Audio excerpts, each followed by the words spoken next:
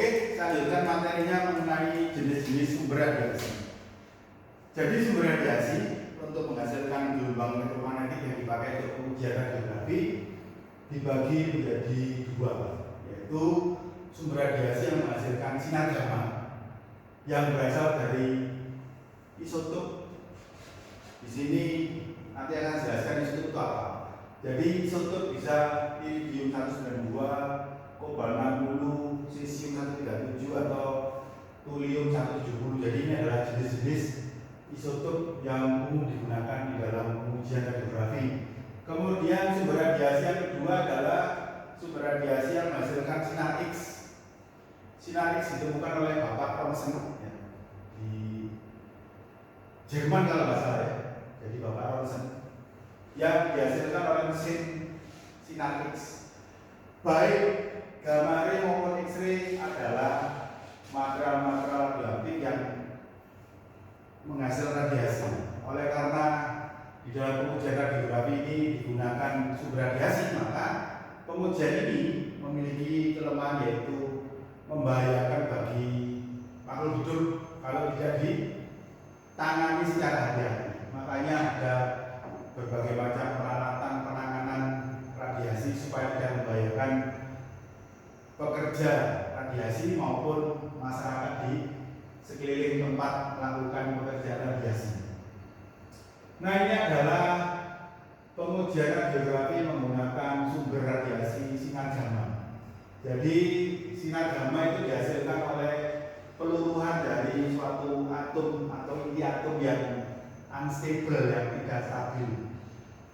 Gambar di sini menunjukkan adalah isotop material, isotop yang diameternya kira-kira 3 mm ya, zinc. Jadi material isotopnya lalu dimasukkan dalam suatu tabung atau envelope. Kemudian sumber radiasi ada di sini, lalu ini dihubungkan dengan konektor, lalu disimpan dalam suatu kamera sinar gamma. Jadi ini adalah kamera sinar gamma. Kamera yang kecil ini beratnya sekitar 20 sampai 25 kg. Di dalamnya sini ada isotop yang disimpan ya di sini, dalam sini. Nah, isotop ini kalau mau dipakai untuk pekerjaan radiografi maka dia dihubungkan dengan suatu crank ya. Lalu dia disodok keluar. Nah, kamera gamma ray ini dibikin dari uranium yang sudah dihilangkan radiasinya atau dibikin uranium ya. Jadi kamera di radiografi, kamera sinar gamma dibikin dari dibikin uranium yang sudah tidak ada logam uranium yang tidak mengandung radiasi, logam uranium mengandung radiasi kalau dia berada dalam kondisi unstable. Yang di bawah sini adalah kamera gamma ray yang dipakai untuk menangani isotop yang energi lebih besar, yaitu kobalt 60. Ini iridium 92, ini kobalt 60.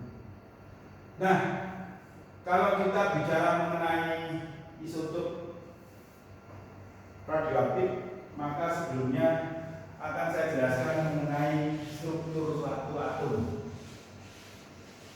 Jadi, karena kita menggunakan suatu sumber radiasi berupa isotop, maka akan saya jelaskan mengenai susunan atom. Jadi atom itu memiliki inti atom yang terdiri dari proton dan neutron. Kemudian di sekeliling inti atom ini ada elektron yang mengorbit. Ya, ini teori gitu. Jadi elektron ada di sini. Elektron mengorbit atau mengelilingi inti atom ini. Nah, jumlah elektron dalam setiap orbit itu adalah 2 pangkat n. Jadi di lintasan pertama maka elektron yang mengorbit jumlahnya adalah 2. Di lintasan kedua jumlah elektronnya adalah 2 pangkat 2 yaitu 4. Nanti lintasan ketiga ada 8 elektron. Nah, proton yang membentuk inti atom adalah memiliki muatan positif, makanya namanya adalah proton dan relatif berat. Kemudian neutron itu ada di inti atom juga neutron. Karena namanya neutron maka muatan listriknya nol, ya, tidak memiliki muatan listrik. Kemudian ukuran dan beratnya kira-kira sama dengan proton. Sedangkan elektron yang mengorbit inti atom ini, elektron ini memiliki muatan negatif dan sangat ringan. Jadi beratnya kira-kira 1/1840 berat proton dan memiliki muatan negatif, ya. Nah, ini adalah susunan dari atom-atom. Jadi semua benda mati itu memiliki atom yang terdiri dari inti atom. Inti atom tersusun oleh proton dan neutron yang paling berat, bagian ini paling berat. Lalu habis itu ada elektron-elektron yang mengelilingi inti atom. Nah, biar atomnya itu tidak bermuatan listrik atau netral, maka jumlah proton harus sama dengan jumlah elektron. Jadi jumlah proton di sini harus sama dengan jumlah elektron. Supaya apa? Supaya atom itu tidak bermuatan listrik. Kalau jumlah proton tidak sama dengan jumlah elektron, maka atomnya berubah menjadi ion. Bisa ion positif, bisa ion negatif. Nomor atom Z. Jadi Z itu adalah nomor atom, adalah jumlah proton di dalam inti atom. Jadi Z itu sama dengan nomor atom, sama dengan jumlah proton. Itu adalah Z. Sedangkan nomor massa A adalah jumlah dari proton dan neutron di dalam inti atom. Jadi A itu adalah nomor massa, jumlah proton ditambah jumlah neutron. Jadi kalau massa, jadi apa itu? Massa A. Kalau nomor atom itu Z, menunjukkan jumlah proton. Kalau nomor massa adalah A, menunjukkan jumlah proton dan jumlah neutron di dalam inti atom. Masing-masing elemen atau unsur, misalnya oksigen, kemudian hidrogen, helium, besi, titanium, itu memiliki jumlah proton dan jumlah neutron yang berbeda-beda. Nah, sekarang kita bicara mengenai material-material radioaktif. Tadi sudah saya jelaskan bahwa Z adalah nomor atom yang menunjukkan jumlah proton dan A adalah nomor massa yang menunjukkan jumlah proton dan jumlah neutron. Nah, apa itu material radioaktif? Jadi material radioaktif itu bisa berada di alam. Itu sudah radioaktif dari sononya, dari by nature sudah radioaktif, misalkan uranium atau radium. Nah, itu sudah dari dulu, dari sononya bersifat radioaktif. Kemudian ada lagi material radioaktif yang dibikin di suatu reaktor nuklir. Jadi di dalam suatu reaktor nuklir, logam yang sebelumnya bukan atau tidak bersifat radioaktif ditembak dengan sejumlah besar neutron, lalu di akhir masa penembakan bom, di akhir masa penembakan, maka logam tadi akan memiliki kelebihan neutron. Nah, jadi elemen-elemen dengan dengan nomor Z yang sama tapi berbeda nomor massanya dinamakan sebagai isotop. Jadi isotop itu adalah elemen-elemen yang memiliki nomor atom sama tapi nomor massa yang berbeda. Kenapa kok massanya bisa berbeda? Ya karena tadi itu dibom dengan neutron dalam jumlah besar di dalam suatu reaktor nuklir. Contoh, saya tuliskan di depan tulis. Contoh,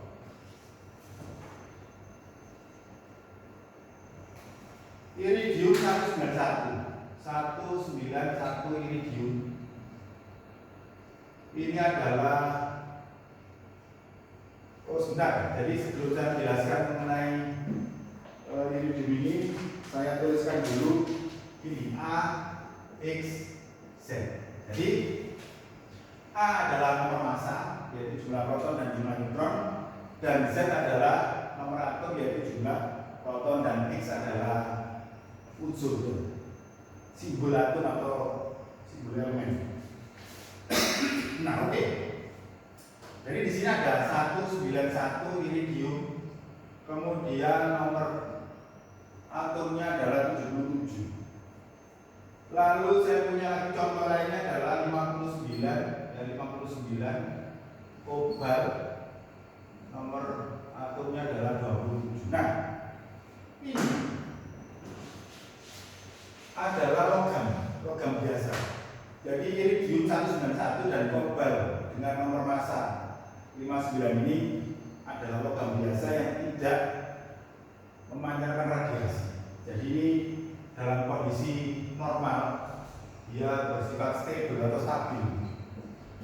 Nah, apabila logam kobalt atau iridium ini dimasukkan ke dalam suatu reaktor nuklir dan dibom dengan jumlah neutron yang jumlahnya banyak, maka pada akhir masa pengeboman iridium ini akan menangkap satu buah neutron dan menghasilkan isotop dengan nomor massa 192.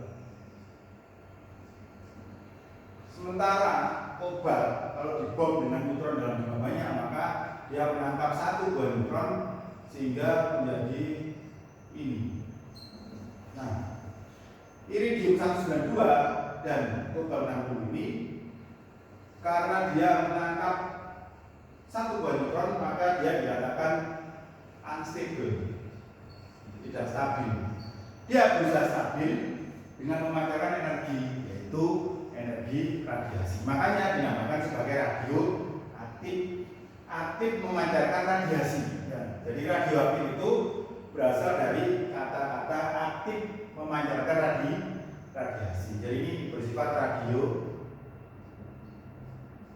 ya, radioaktif karena dia memancarkan radiasi. Nah, ini ya iridium 192 dan kobalt 60 biasanya ditulis sebagai seperti ini, iridium 192 atau kobalt 60. Ini adalah isotop, ya. Jadi ini adalah isotop dari iridium 191 atau dari kobalt 59. Jadi itu adalah material radioaktif, material radioaktif. Isotop dari elemen-elemen yang berbeda diidentifikasi dengan menuliskan nomor massa A setelah nama elemen, misalkan kobalt 60 atau iridium 192. Jadi itu adalah material radioaktif. Jadi material radioaktif atau isotop material adalah, jadi material radioaktif adalah material yang memancarkan radiasi, aktif memancarkan radiasi. Ya. Dihasilkan oleh isotop. Isotop itu apa?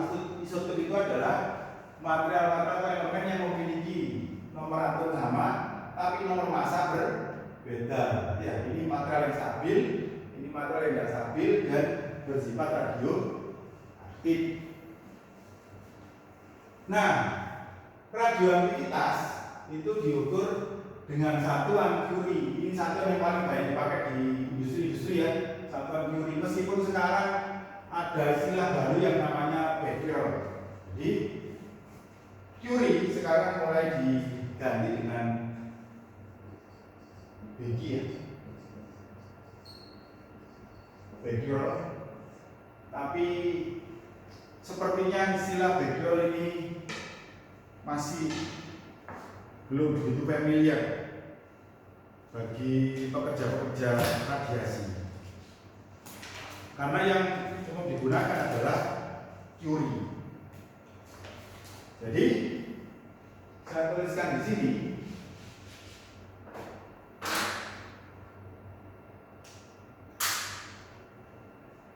satu Curie ini sama dengan 37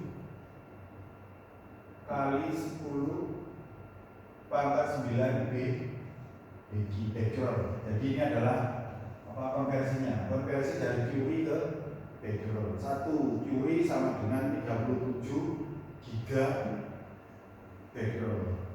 Cuma yang umum digunakan saat ini adalah satuan yang mini Curie. Jadi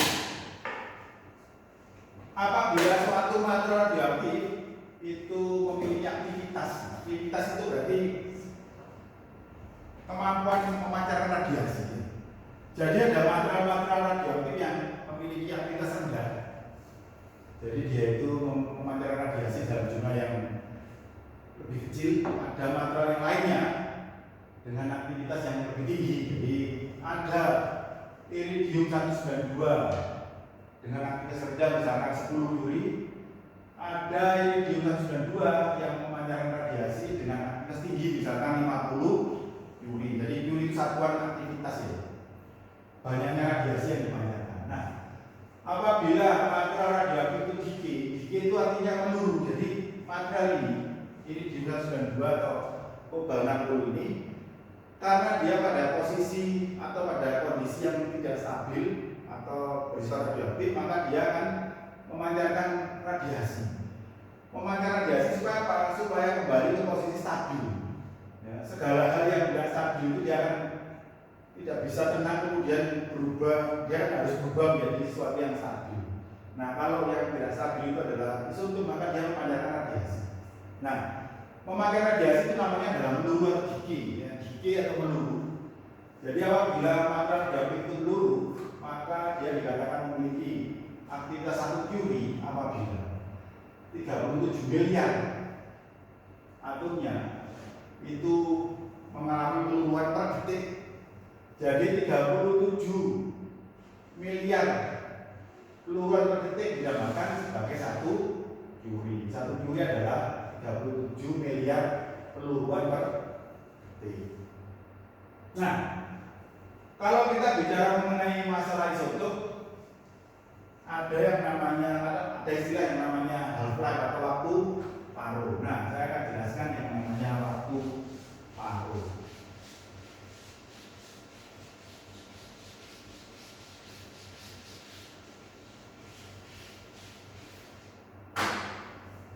Waktu paruh.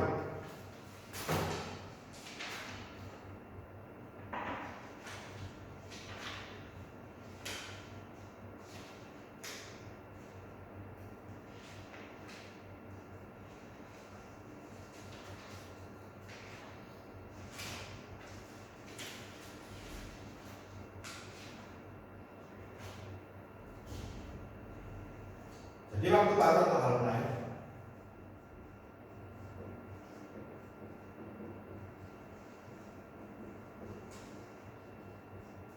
sama dengan T setengah ini, T setengah.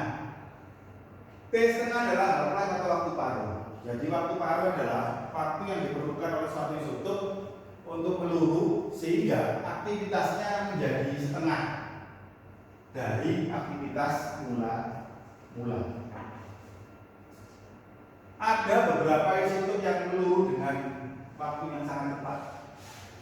Ada isotop lainnya yang meluru dengan waktu yang sangat lambat. Jadi ada isotop-isotop yang memiliki half-life yang sangat panjang, ada isotop yang memiliki waktu paruh yang sangat pendek, ada yang sedang kan gitu. Jadi misalkan ada iridium 192 pertama dibeli memiliki aktivitas sebesar 100 Curie. Kemudian dia meluru menjadi 50 Curie. Nah, dari 100 Curie meluru ke 50 Curie, ini dinamakan sebagai waktu paruh atau half-life. Nah, di sini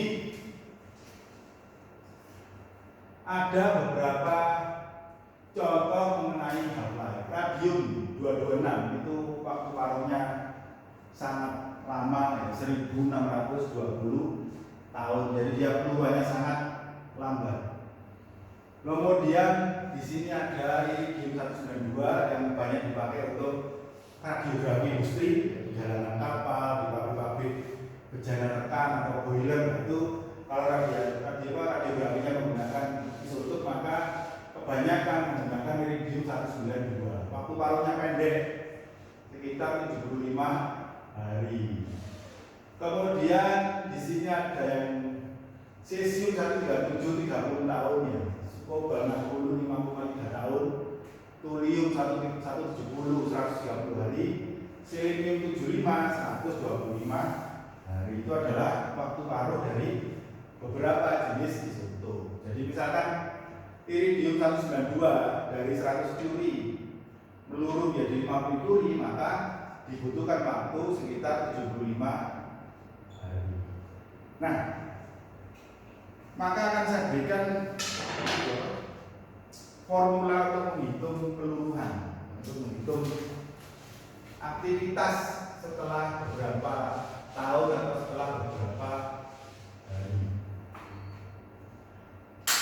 Jadi ada rumus AT sama dengan A0 kali E. Ini adalah bilangan alam atau bilangan natural, pangkat minus 0,693 T dibagi T setengah. Jadi ini adalah rumus untuk menghitung aktivitas setelah T tahun atau T hari. Jadi AT sama dengan aktivitas pada saat T. Kemudian ada A0 aktivitas tulisannya begini, pakai V. Aktivitas ini. Aktivitas awal ya. A0 awal, kemudian ada T setengah waktu paruh. Kemudian T adalah waktu yang ditanyakan.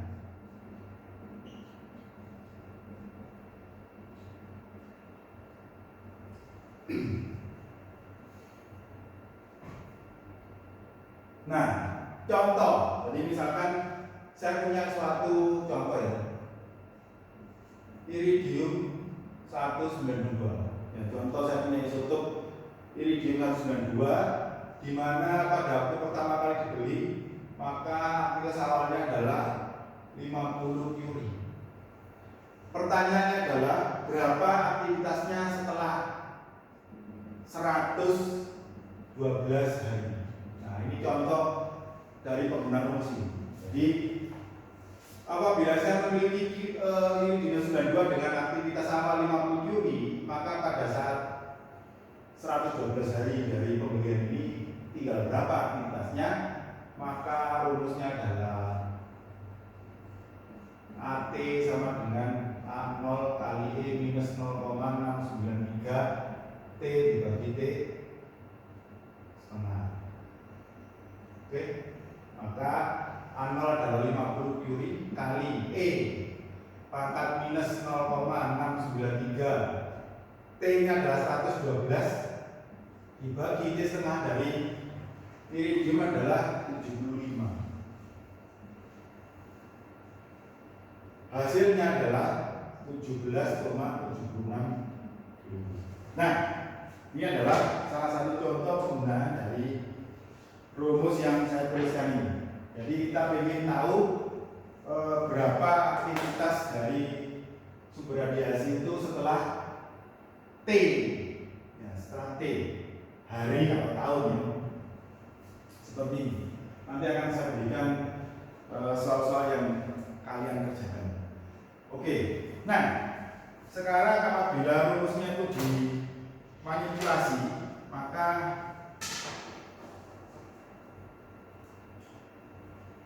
saya akan memperoleh rumus seperti ini. Hapus ya? Ya, oke kan? Oke.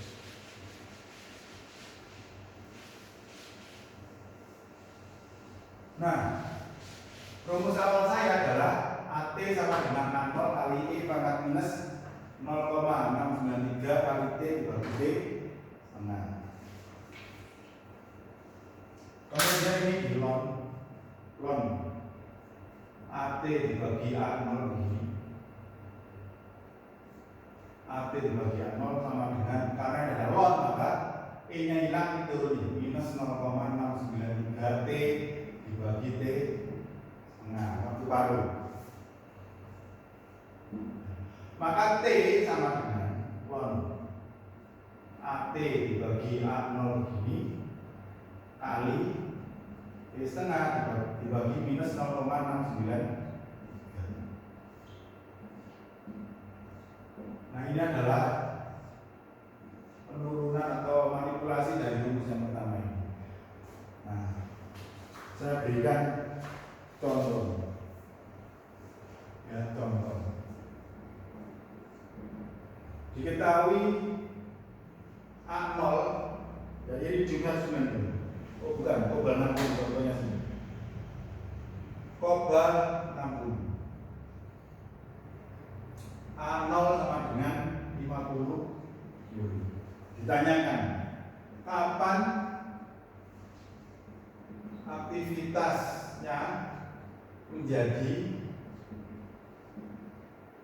20,5 Joule. Jadi kita tahu A0 50 Joule. Lalu kapan atau berapa tahun gitu ya, aktivitasnya menjadi 20,5 Joule. Maka jawabannya adalah rumusnya pakai ini ya. Maka T sama dengan ln AT adalah yang ini. AT 20,5 dibagi A0 50 begini. Sorry. Ini. Kemudian dikali P setengah dari kobal 60 adalah 5,3 tahun. 5,3 dibagi minus 0,69. Maka setelah dihitung T itu ketemu 6,82 tahun. Nah, itu contoh penggunaan dari rumus yang kedua, yaitu untuk mencari T, ya, mencari T.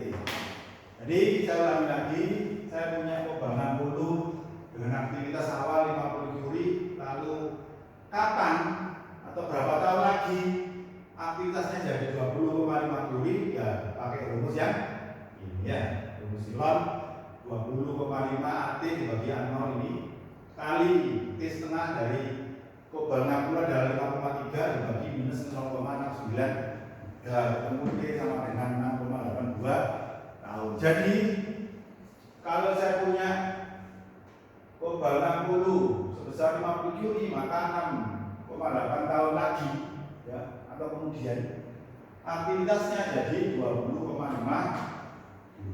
Jadi itu adalah aplikasi dari rumus-rumus yang saya berikan tadi. Nah, berikutnya adalah mengenai mesin X-ray yang menghasilkan radiasi